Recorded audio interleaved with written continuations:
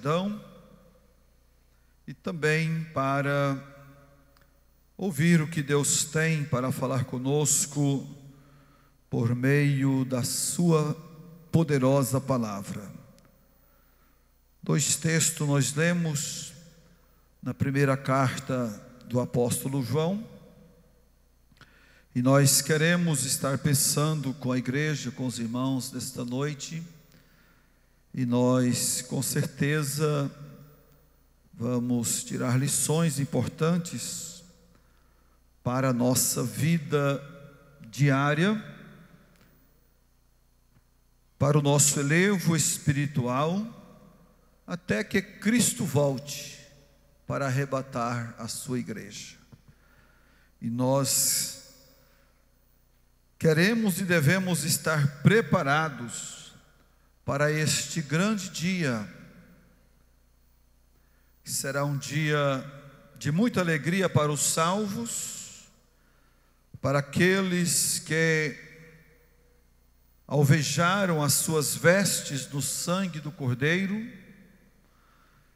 que viveram neste mundo uma vida diferente da vida mundana, que não andaram segundo o curso do mundo, mas que procuraram andar, viver de acordo com a palavra de Deus. O verso 25 que nós lemos está falando de uma promessa que o Senhor nos fez. João diz aqui que esta é a promessa que Ele nos fez. Que promessa é esta? Promessa de prosperidade, promessa que vamos ficar ricos, viver uma vida de riquezas na terra? Não. A promessa que Ele nos fez é uma promessa de vida eterna.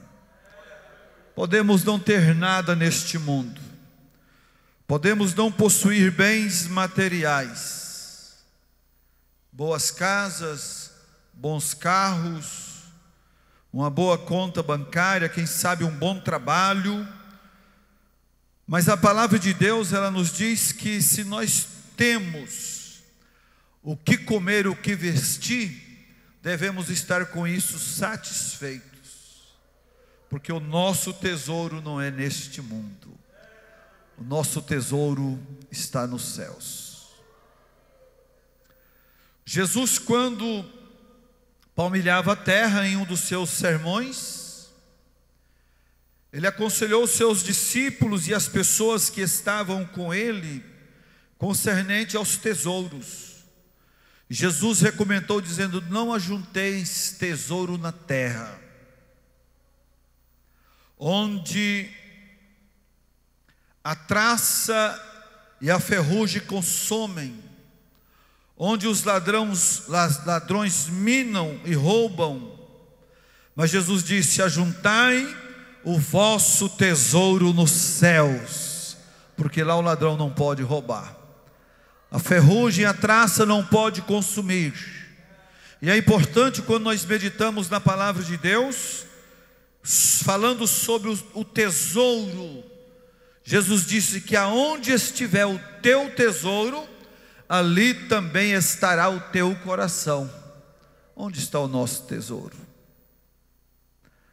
Tem gente que quando perde alguma coisa desta vida, lamenta, chora, se desespera, se angustiam, parece que perdeu tudo.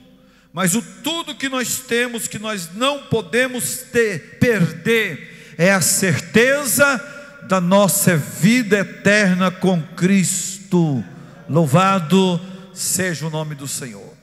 João diz: esta é a promessa que Ele nos fez, a vida eterna.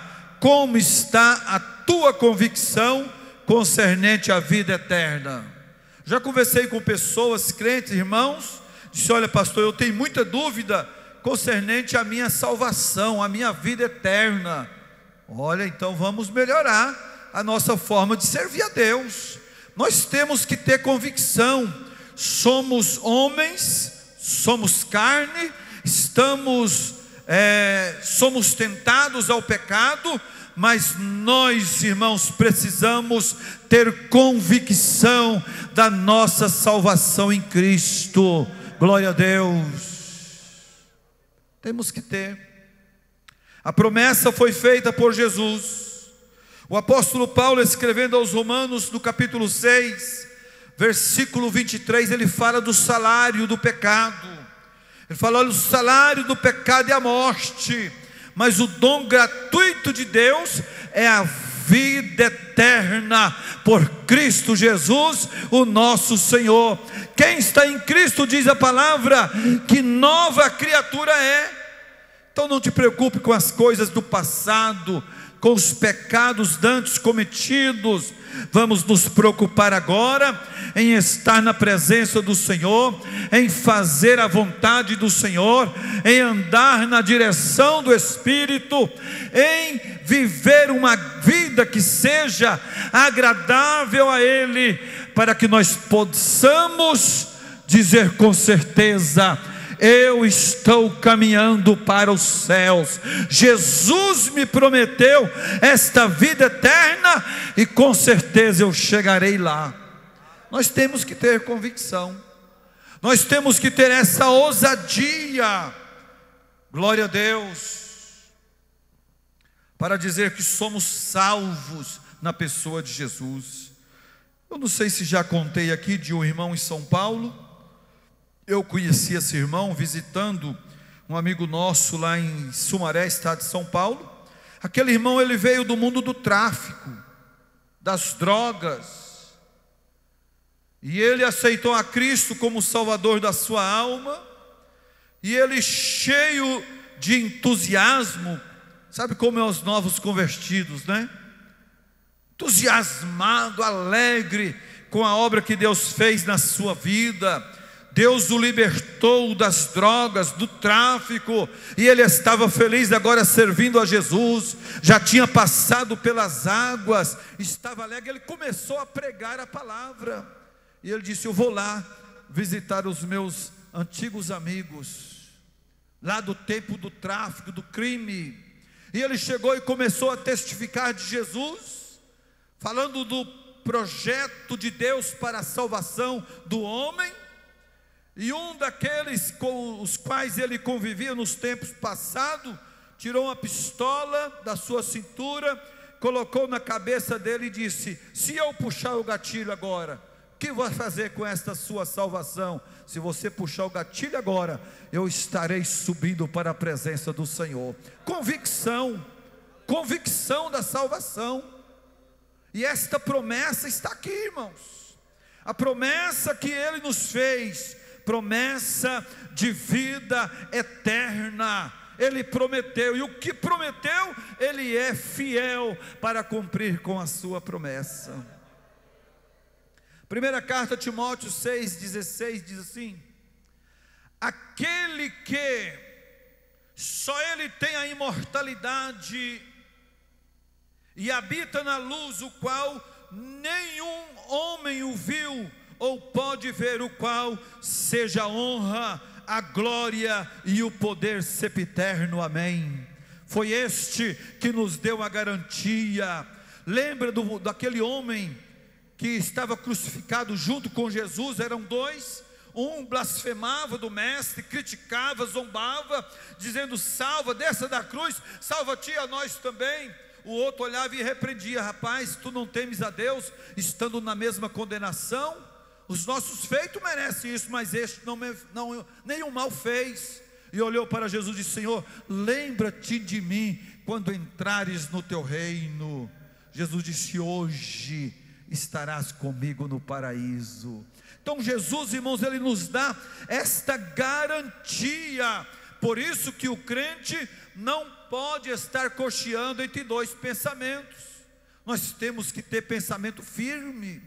Nós temos que ter firmeza na nossa vida espiritual, na nossa vida de fé. Glória a Deus. E esse ensino de Jesus sobre esta vida maravilhosa, a vida eterna, ele tem que permanecer nos nossos corações. O ensino da salvação jamais morrerá, só vai findar quando Cristo descer a arrebatar a igreja. Aí inicia um outro estágio na terra. Será implantado nos céus uma grande festa. A igreja vai subir, os salvos que estarão vivos junto com aqueles que morreram em Cristo, que foram ressuscitados, nós estaremos à mesa com Abraão, com Isaac e Jacó. Cristo estará servindo a igreja, a grande festa chamada as bodas do Cordeiro, que vai durar 7 anos, e na terra iniciar então o período da grande tribulação. Mas a igreja não estará mais aqui, nós estaremos no céu com o Senhor. Imagina os irmãos, o nosso culto de Santa Ceia, ele é um culto maravilhoso como os demais, mas na verdade é um culto tão glorioso, nós sentimos a presença do Senhor, a comunhão. Imagine naquele dia, o próprio Jesus vai estar servindo a igreja, que coisa maravilhosa. Vale um glória a Deus, não vale um glória a Deus? Nós estamos com o Senhor, nós sabemos que Ele nos arrebatou, e agora estamos ali junto com o Senhor, participando daquela grande festa, 7 anos de festa, maravilha. Então, meus amados, o ensino da vida eterna, o ensino da salvação, ele precisa permanecer nos nossos corações, ele não pode morrer. Glória a Deus. A igreja, ela precisa ter esta convicção, certeza de vida eterna na pessoa gloriosa do Senhor Jesus Cristo. Glória a Deus. Primeira carta de João, capítulo 5, versículo 11, diz assim: e o testemunho é este, que Deus nos concedeu a vida eterna, e esta vida está em seu Filho. Quem já aceitou o Filho aí? Quem já aceitou Jesus? Todos aceitamos. A vida eterna está nele, nós estamos nele, ele está em nós, a sua palavra está em nós, nós vivemos de acordo com a palavra, então nós temos a garantia, a certeza de vida eterna. Por isso que Jesus disse: olha, se vós estiverdes em mim, e a minha palavra estiverdes em vós, pedireis tudo e vos será feito. Nós precisamos estar nele, a palavra dele precisa estar em nós, a palavra de Jesus precisa estar no nosso coração. Não é aquela questão de abrir a Bíblia ali no Salmo 91, ou no Salmo 46, ou em outra parte da Bíblia e deixar aberta. Não é só isso, isso não é tudo. O importante não é a Bíblia aberta na estante no Salmo 91, ou o Salmo 91 ali pendurado na parede. O importante é a palavra de Deus no nosso coração. Porque às vezes nós podemos ter a Bíblia aberta ali, mas a palavra não está no nosso coração. A palavra precisa estar no coração. Muitas pessoas têm a Bíblia aberta, quem sabe no Salmo 91, mas vivem uma vida de prostituição. Tem a Bíblia aberta no Salmo 91, mas está vivendo no adultério, está roubando, está furtando, está maltratando, está maldizendo, mas a Bíblia está aberta lá. Aquele que habita no esconderijo do Altíssimo, a sombra do Onipotente descansará, mas está fazendo tudo contrário o que a palavra ensina. Então o importante, meus amados irmãos, é esta palavra de Deus está em nós, impregnada no nosso coração, na nossa mente, como diz o salmista: eu escondi a tua palavra no meu coração, para eu não pecar contra ti. Tem palavra de Deus aí no teu coração? Glória a Deus. Nós precisamos encher o nosso coração com a palavra. Nós temos a promessa, mas para que essa promessa se cumpra na nossa vida, nós precisamos nos encher da palavra, ler a palavra, ouvir a palavra, estudar a palavra, meditar na palavra de Deus. Alguém pode dizer: eu não sei ler, mas você sabe ouvir, você tem ouvido. Ouça a palavra de Deus, ouça pregações, ouça a palavra, ouça hinos, louvores, e Deus vai te enchendo de graça, de conhecimento, e você vai saber entender o caminho que deve andar, para que esta promessa se cumpra na tua vida. Glória a Deus. João 5,39, quando questionado por um grupo de pessoas, entre eles os fariseus, João diz assim: olha, Jesus disse, João escreveu sobre a necessidade de examinar as Escrituras. Jesus diz: examinais a Escritura, porque julgais ter nela a vida eterna, e são elas que de mim testificam. Temos a promessa de vida eterna, mas vamos alimentar da palavra, vamos examinar a palavra, para que esta promessa se cumpra na nossa vida. Tenho a promessa? Tenho. Conheço a palavra? Conheço. Mas não é somente conhecer, nós precisamos viver o que a palavra diz. Glória a Deus. Em Romanos 2, verso 7, diz assim: Ele concederá a vida eterna aos que, perseverando em fazer o bem, buscam glória, honra e imortalidade. A quem Ele concederá a vida eterna? Aos que são perseverantes em fazer o bem. A promessa é para todos. Ele veio para todos. A salvação, ela é anunciada a todas as pessoas, mas a promessa que está restrita àqueles que são perseverantes a fazer o bem, a cumprir com a palavra. Glória a Deus. Então, meus irmãos, esta é a promessa que Ele nos fez: vida eterna. E nós queremos pensar com os irmãos sobre algumas promessas aqui nesta noite.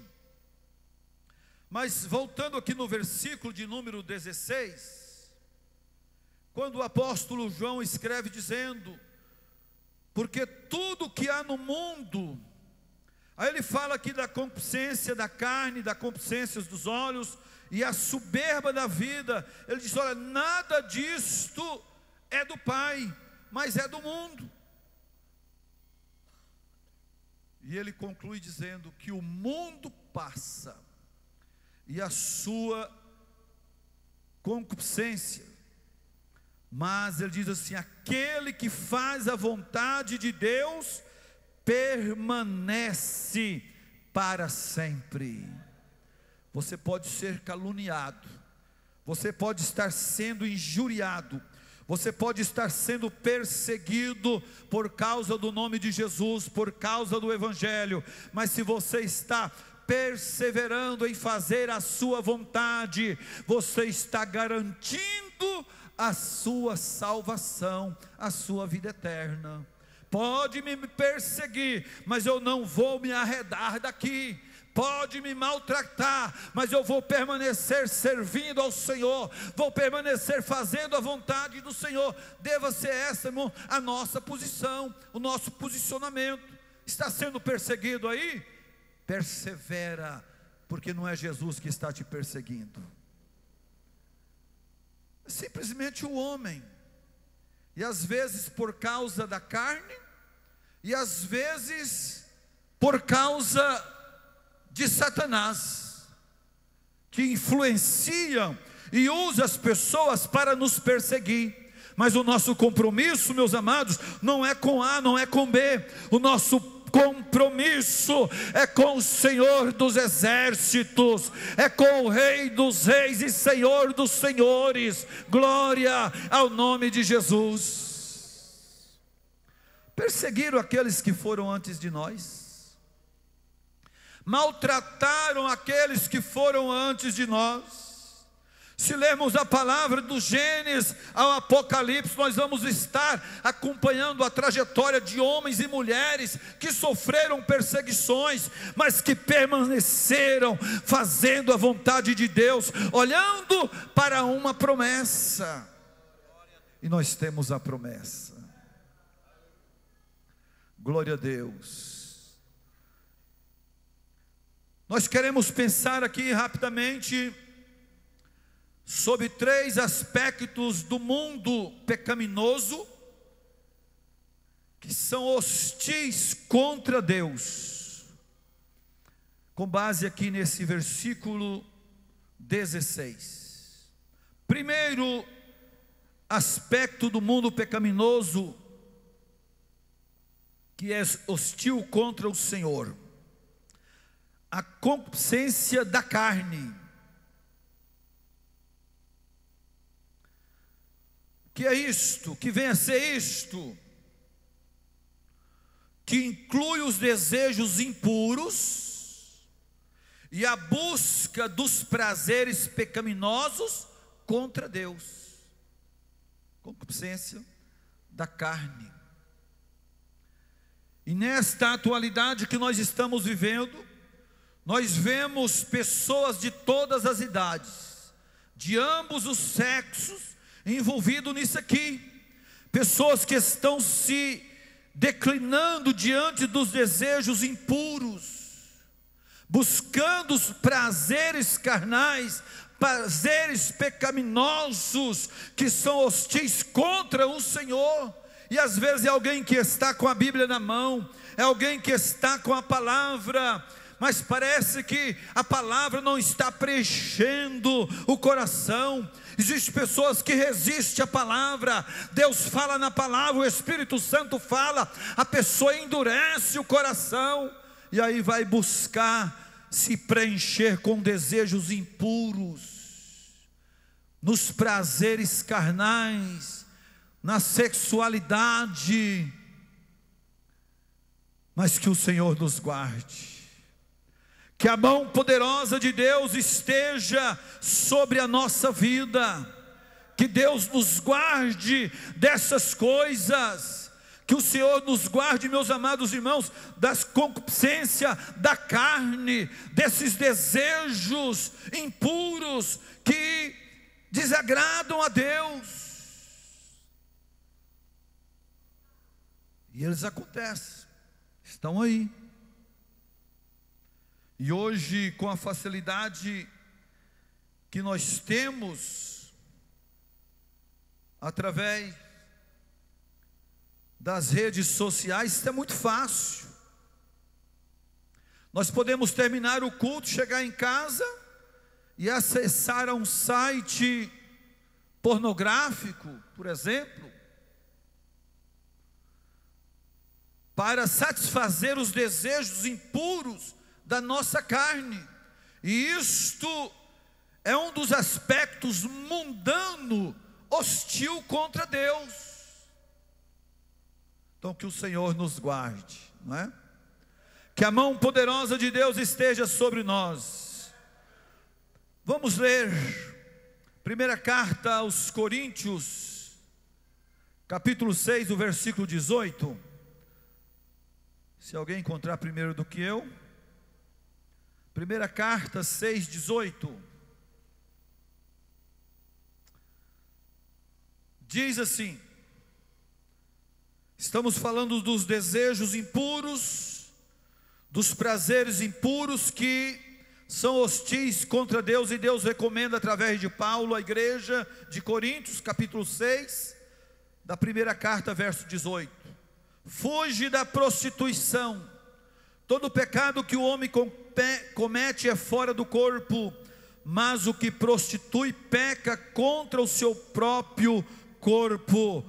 Paulo continuou: não sabeis que o nosso corpo é templo do Espírito Santo, que habita em vós, proveniente de Deus, e que não sois de vós mesmos. Aqui Paulo orienta a igreja a fugir da prostituição, que é um pecado contra o corpo, e ele, no verso posterior, ele está dizendo que nós, a igreja, eu e você, nós somos templo e morada do Espírito Santo. Você é templo de Deus, você é morada do Espírito Santo. Coloca a tua vida na presença do Senhor, e não deixa que esse aspecto terrível cumpra na tua vida, consciência da carne.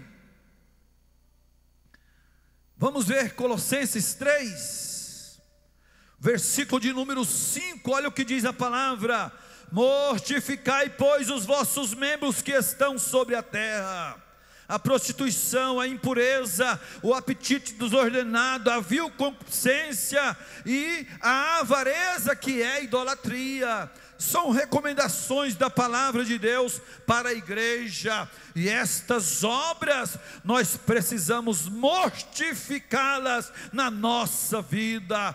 Paulo está dizendo: mortificai, pois, os vossos membros que estão sobre a terra. Por isso que Paulo disse: olha, não vivo mais eu, mas Cristo vive em mim. Então nós precisamos viver nessa vida, visto que nós temos a promessa de vida eterna, pensando nisso, irmãos. Não vivemos mais para o mundo. Paulo disse: não vivo mais eu, mas Cristo vive em mim. Oxalá que todos nós pudéssemos dizer esta palavra: não vivo mais eu, mas Cristo vive em mim. Glória a Deus. O mundo seria diferente, a igreja seria diferente, se o Espírito de Deus habitasse numa plenitude da igreja. Mas estamos aqui e existem as diferenças. Alguém se esforça, alguém entra pela porta, alguém peleja, alguém ora, alguém jejuma, procura viver a palavra, mas outros entram por caminhos diferentes, não é? Entram por caminhos diferentes. Um dia eu estava conversando com um moço, e ele, dizendo conhecedor da palavra, ele disse: não, pastor, eu acho que não tem nenhum problema. Eu tenho a minha mulher, mas eu tenho a outra, eu tenho a outra, eu tenho a outra lá. Interessante. Aí eu disse: vamos abrir a Bíblia aqui, Eclesiastes, capítulo 12. Lá os últimos versículos eu li com ele. De tudo que o homem tem ouvido, o fim é: teme a Deus e guarda os seus mandamentos, porque este é o dever de todo homem, porque Deus há de trazer a juízo tudo quanto o homem tiver feito, quer seja bom, quer seja mal. Aí ele disse: eu não conhecia essa palavra. Mas a palavra está aqui. E é uma opção de escolha. Aí eu sou crente, mas isso aqui eu vou deixar de lado, eu não vou cumprir com isso aqui na minha vida não. Vai perder o tempo, vai perder a promessa, vai perder a presença do Espírito Santo na vida, vai deixar de ser templo e morada do Espírito Santo. E se o Espírito Santo sair de nós, entra outro espírito.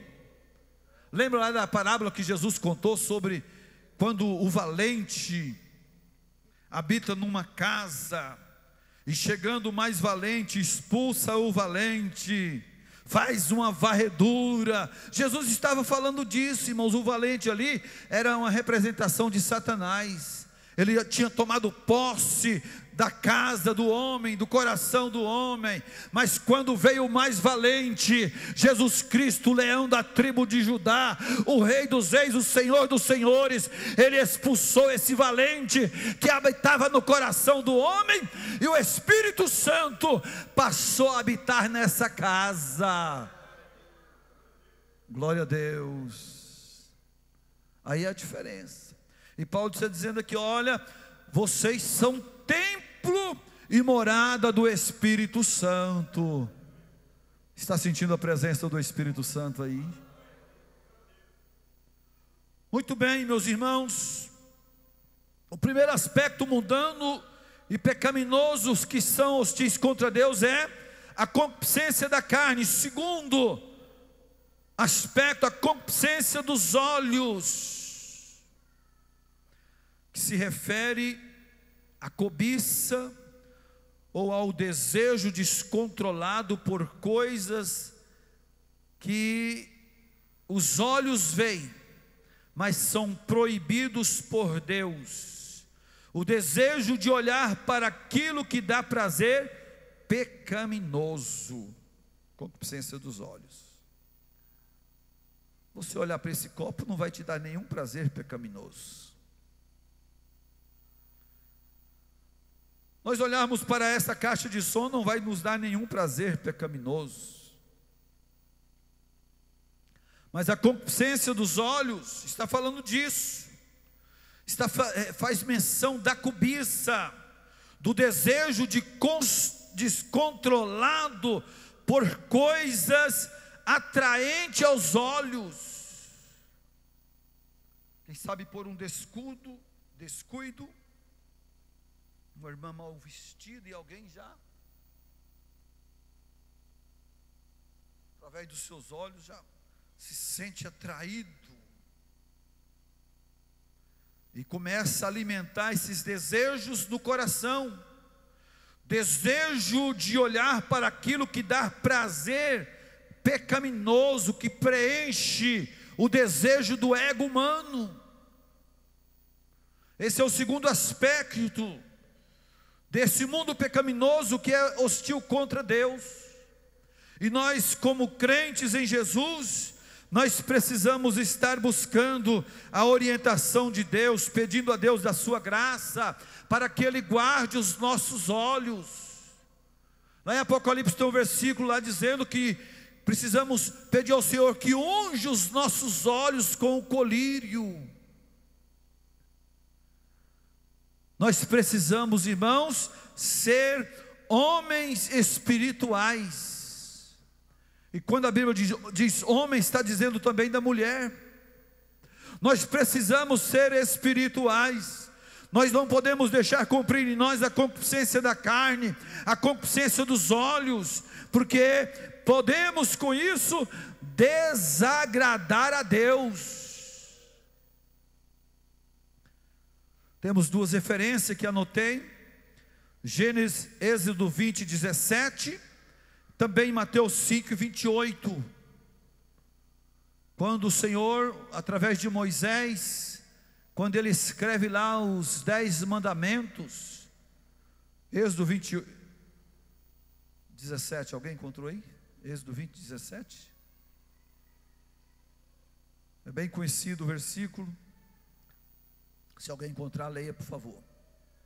Mas em Romanos 13, 14, nós temos uma recomendação do Senhor. Paulo recomendando à igreja, ao invés de nós serem envolvidos com a concupiscência dos olhos, com a soberba da vida, com aquilo que vai nos trazer prazer pecaminoso aos nossos olhos. Em Romanos 13, 14, Paulo nos recomenda, dizendo assim: mas revesti-vos do Senhor Jesus Cristo, e não tenhais cuidado da carne em suas concupiscências. O que Paulo está recomendando à igreja é que nós sejamos revestidos do Senhor Jesus, é que a palavra de Deus esteja em nós abundantemente, para que nós não venha cumprir as concupiscências da carne, dos olhos. Alguém encontrou? Êxodo. Não cobiçarás a casa do teu próximo, ou servas, nem seu boi, nem jumenta, nem coisa alguma que lhe pertence. Veja bem, você vai cobiçar aquilo que você viu. Como você vai cobiçar algo que não viu? Então os espirituais, eles vê as coisas com os olhos espirituais, mas se alguém se envolver com a concupiscência dos olhos, a cobiça vai brotar no coração, na mente. Ele vai olhar, e ele vai cobiçar, e ele vai desejar, e ele vai pecar contra Deus e contra o seu próximo. Então aqui está o segundo aspecto do mundo pecaminoso, que é hostil contra Deus. Terceiro, a soberba da vida. João, quando ele escreve aqui o verso 16, ele fala sobre a soberba da vida, que não é do Pai, mas é do mundo. E quando nós pensamos em soberba, quantas soberbas, pessoas soberbas nós vemos por aí, não é? Soberba da vida, que significa o espírito de arrogância, de orgulho, imprudência ou independência, que não reconhece Deus como Senhor, nem a sua palavra como autoridade suprema.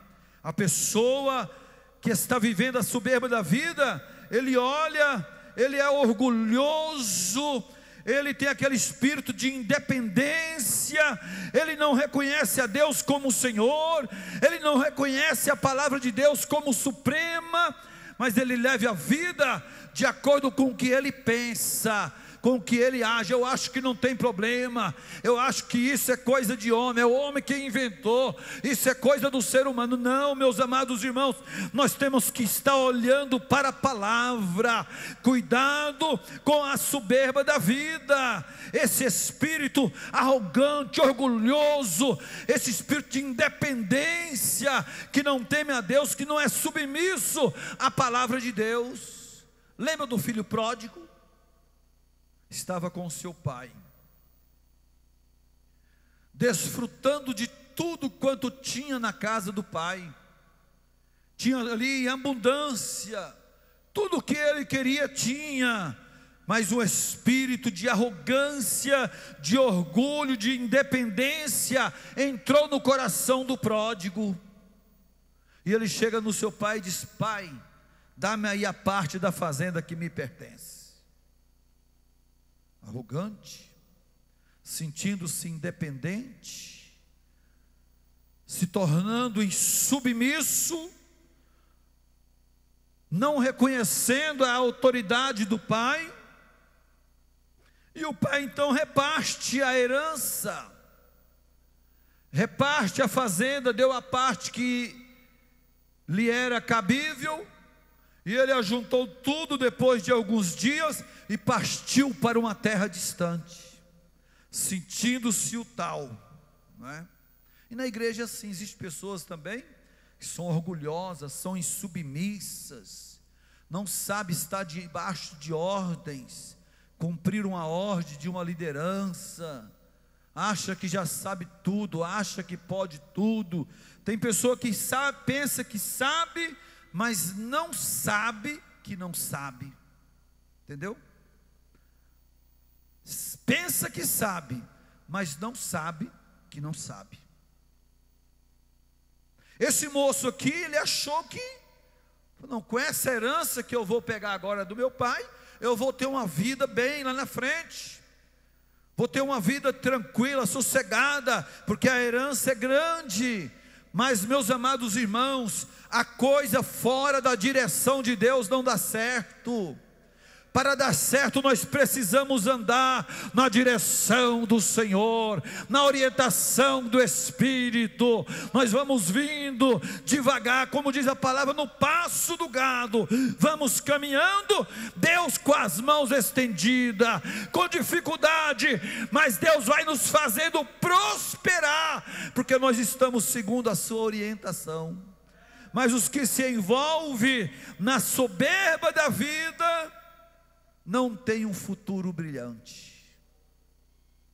Pessoas se tornam orgulhosas, arrogantes, se tornam independentes, acham que não precisa nem de Deus e nem de ninguém. Mas todos nós precisamos de alguém ao nosso lado. Ninguém faz nada só. Nós vivemos em uma sociedade. Ninguém é independente. Nós precisamos uns dos outros. Mas tem gente que se acha: não, eu sou independente, não preciso de ninguém, é nada. Não é? Simplesmente é um arrogante que precisa da misericórdia de Deus. E esse moço foi. A Bíblia diz que ele gastou tudo quanto tinha com as meretrizes.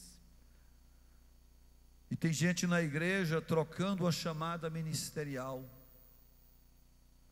trocando o seu chamado por um momento, por uma noite, por um copo de cachaça, trocando a sua chamada ministerial por um relacionamento sexual fora do casamento. Está trocando. Outros, que às vezes até são casados, mas envolvidos com relacionamento extraconjugal, se tornam arrogantes, se tornam orgulhosos, independentes, pensam que Deus não está vendo, mas Deus, Ele contempla todas as coisas.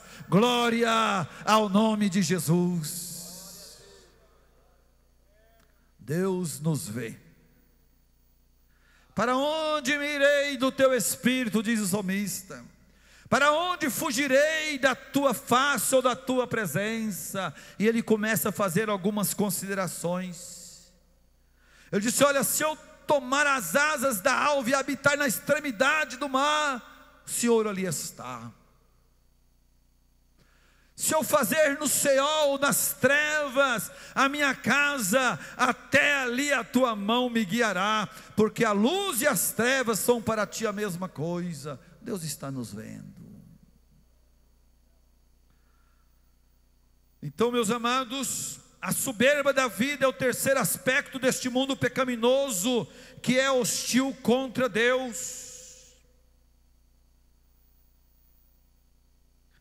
Glória ao nome de Jesus. Tiago capítulo 4 verso 16 diz assim: mas agora vos gloriais em vossas presunções. Olha a situação que estava o povo, gloriando em suas presunções. Mas a glória vos gloriais em vossas presunções. Toda glória tal como esta é maligna. Paulo, ele disse: olha, eu não posso me gloriar, mas se eu for me gloriar, eu vou gloriar na cruz de Cristo. Louvado seja o nome do Senhor. Nós não somos nada, irmãos. Ai de nós se não fora a bondade e a misericórdia de Deus. Salomão diz em Provérbios capítulo 16 verso 18, que a soberba ela procede à ruína, e a altivez do espírito a queda. Quando você vê alguém se tornando altivo, com o coração altivo, pode preparar o terreno, porque se não tiver mudança de comportamento, vai cair.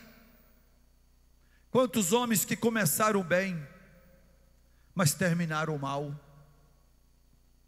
Nós precisamos começar o nosso ministério, podemos até começar mal, mas nós precisamos ir melhorando a cada dia, melhorando, sempre melhorando, e ter um final feliz e abençoado.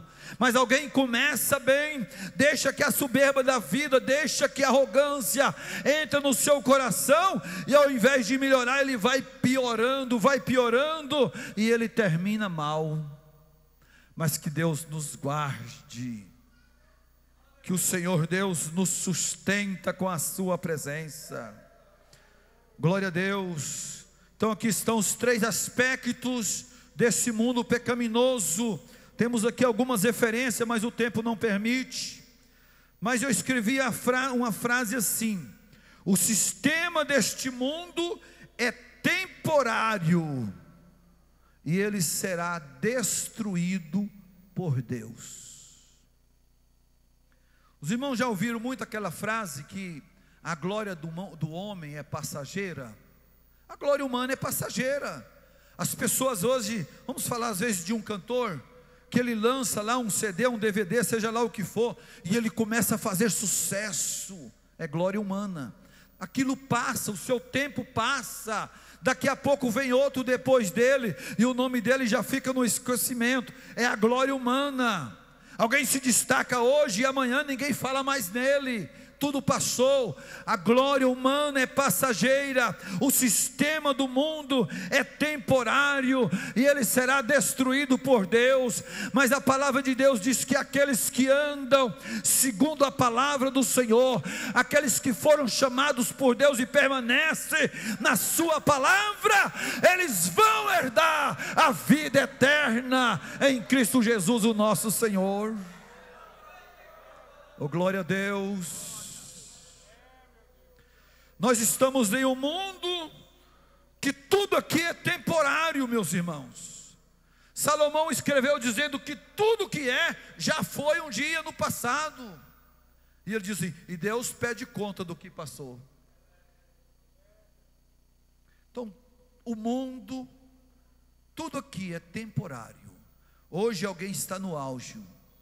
Hoje alguém está desfrutando de um bom emprego.